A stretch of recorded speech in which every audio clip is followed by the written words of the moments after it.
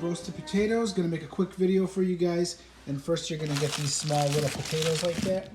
We're gonna bring our water to a boil, and then we're gonna dump these in, and they're gonna boil for about 10 minutes. We'll need salt, basil, garlic, onion powder, black pepper, thyme, extra virgin olive oil, and the potatoes. Spray your pan with Pam spray.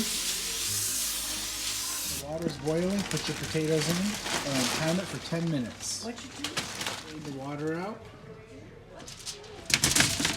Place them all in a pan and smush them down just about that much. Spread olive oil all over your potatoes. Spread garlic all over your potatoes. Salt, onion powder, black pepper, and thyme. Put them in the oven for about 10 minutes. Keep checking on them. Flip them one time and let them roast again. Flip them all, and now they're roasting again. You can see they're getting a little bit crispy.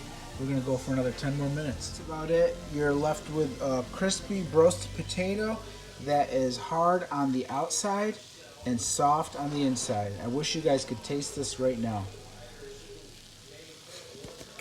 Oh my God, that's heaven.